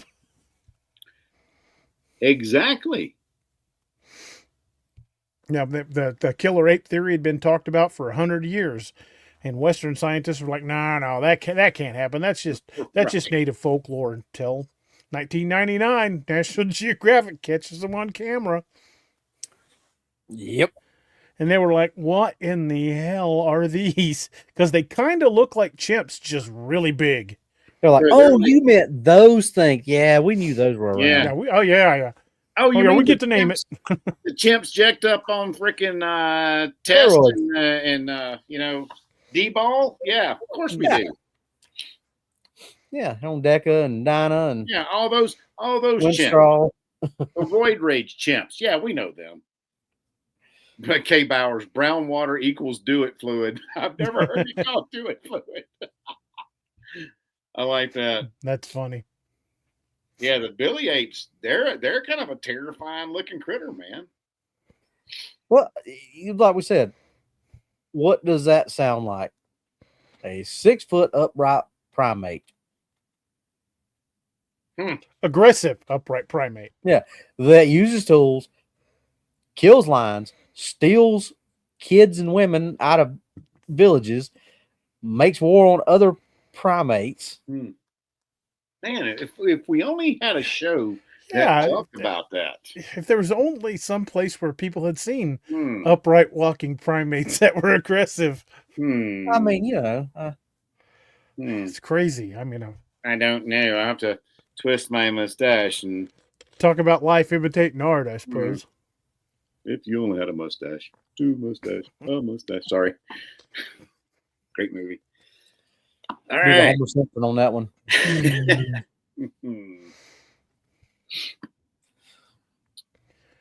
Well, boys, being this is Wednesday night, we cannot go over. Saturdays, we got a little more leeway to go over, but Wednesdays, we got a 2-hour window we got locked in. So we should probably start locking it down. Yeah, we'll start locking us down. Yes, right now is the time to start. Yes, exactly. I agree. It's a quarter till, so by the time we get through saying an Ozark's good night. Yes. Well, let's take a quick minute and cap out the year with a mention of all of our awesome affiliates. Doc, you want to go first? Talk a little bit about some Dark Angel Medical. You might know a thing or two. I might know a guy, and I'm going to say this without getting on for klimt talk amongst yourselves. It's been a trying year, but we thank y'all for hanging out with us. And if you want some good training and you want some good kits, some solid stuff, head over to darkangelmedical.com. All of our kits, all of our products are HSA, FSA approved. If you use a coupon code cryptid20, you'll get 20% off your order. Our coupon codes come and go, but that one never stops, and it's good for any product on our website. I've got all kinds of products out there, from trauma kits to little minor boo-boo kits to mass casualty kits. But we always say this too: get a kit, get a training, and Be the difference. be the difference, the because difference. you could be that difference between somebody living and somebody dying and giving somebody another birthday. And I'm very proud to say that we've had reported 211 birthdays that we've packed into boxes or talked about to people in classes. So we're passionate about helping folks and carrying on the good word, because I'll say this, Galatians 6:9 says, do not grow weary of doing good.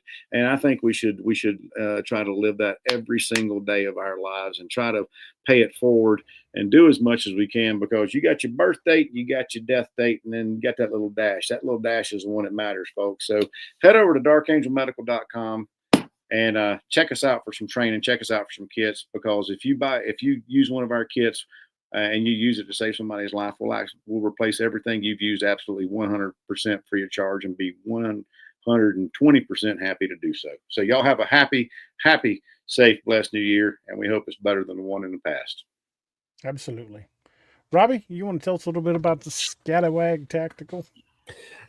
Scallywag Tactical, another one of our veteran owned affiliates, makes some of the best blades that you can put your hands on. They got things like the Redonda, the Mini Jack that Doc's got, and a plethora of blades. You like that word, that you, Doc? I like that word. That's very well done, sir. Thank you. Thank you. Thank you. Thank Go check them out. As General said the other night, they've got a big sale going on right now, and if you use code DA Roberts 10 at checkout, I believe that's going to stack on to whatever sales that they've got going on. Usually that goes with pretty much any sales that they've got. Sadly, you can't get the Gunner's Mate or the Bounty or the Dew Claw or any of those anymore, but they've still got some really good knives. Go check them out. Tell them we sent you. Absolutely. And while you're at it, check out the good folks over at SigwoArms.com. Sigwo Arms is a Springfield, Missouri-based, veteran-owned company, manufacturer of fine pew-pews and freedom seeds and even whisper pickles. If you guys are in the market for something to protect your hearing while you're on the range, fantastic company. Again, veteran-owned. Have great deals on stuff. Get that link up there. Check them out. Let them know we sent you. Let the Cody's over there know that we sent you, and use discount code Bigfoot5 for 5% off your order. And they've got fantastic deals going on all the time on ammunition, on weapons themselves. I mean, they've got some amazing stuff. So check them out. Let them know we sent you, and you can't go wrong. And if you want to get the Wild Hunt logo or the Dark Frontiers logo, just let them know, and they're the ones that are licensed to do that. And they'll hook you right up. They made one for me, and I love it. So again, check out SigwoArms.com. Use discount code Bigfoot5, and let the Cody's know we sent you.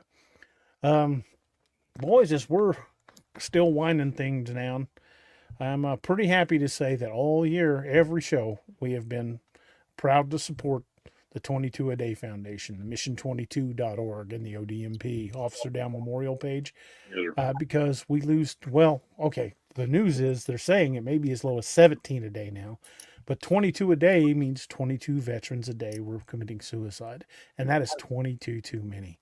And through mental health programs and reach out, and for folks like us, letting our brothers and sisters that wore a uniform, letting them know they're not fighting this alone, that's down to 17 a day. But we can get that down farther. Let's get that down to 0 a day where it belongs. Amen. Reach out to your friends and families that are first responders or veterans in any capacity. Doesn't matter what branch or where they served or how they served. Sometimes these folks carry scars that don't show. And don't let them face these demons alone, because at least 22 times a day, those demons are winning. Don't let the hard days win, folks. Reach out. And at the end of the show, you'll see a number that you can call or text. And there are resources available. Reach out. You wouldn't go into battle alone. You don't. There's no reason you should fight these alone. Amen. Because you call your battle buddy, call somebody you can lean on, because there are folks out there that care, and we want each and every veteran and first responder out there to know that we've got their backs and we support them 100%, and we care about each and every one of them, because they're out there keeping us safe and keeping us free. So we owe those men and women a debt we can never fully repay. So again, check on them, reach out, let them know you're thinking about them, let them know you care, because let's get 22 day down to 0. Amen. And as we continue to wander down, we've been closing the show out with a quote, with a toast. And since it is New Year's, I'm gonna have myself a little toast of something extra special. I've got some Bushmills Irish whiskey put aside just for that. And let me bring the banner up so you guys can see it. Everyone, doff your covers if you have your covers on, please. Yes, please take a moment to close out this new year with a hope for all of us. And this doesn't just go out to the veterans. It goes out to everybody out there, especially the ones we've lost along the way. This is an old Irish drinking song, and it talks about, it's played at the end of the night in bars, all Irish pubs all across the world. But when you think about it, it's not really talking about saying goodbye to the ones that we're saying goodbye to at the bar. It's about saying goodbye to the ones we've lost along the way. And it's a beautiful song. If you haven't had a chance to hear it, go on YouTube and search it. It's called The Parting Glass. It's a beautiful tune. But the tune says, "But since it fell into my lot, that I should rise and you should not, I'll gently rise and softly call. Good night and joy be to you all." Happy New Year. Thank you for being part of the Nightmare Nation. God bless each and every one of you. Hope you have an amazing and beautiful 2026. And we will see you guys on Saturday for the first show of the new year. Good night, everyone, and God bless. Slanja.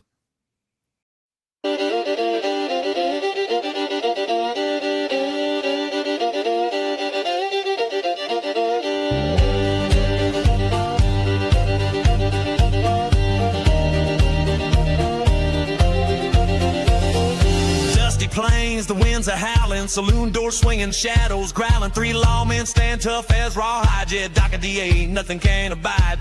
Whiskey shots and poker faces, staring down the darkest spaces in this town where legends roam. These boys bring justice, sending evil home. Cryptid lawmen, wild and free, hunting monsters for all to see. With silver bullets and grit of steel, they fight the darkness, make the demons squeal. From dusty canyons to moonlit plains, justice rides with wind and rains. Cryptid lawmen, a fearsome sight, standing tall against the endless night.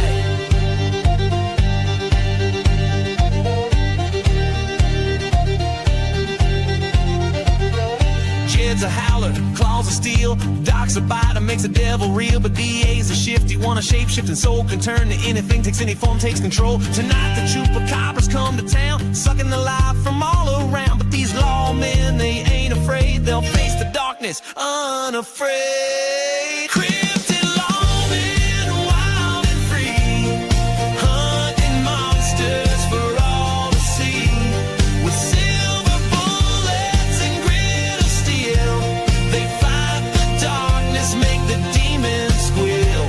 From dusty canyons to moonlit plains, justice rides with wind and rains. Cryptid lawmen, a fearsome sight, standing tall against the endless night.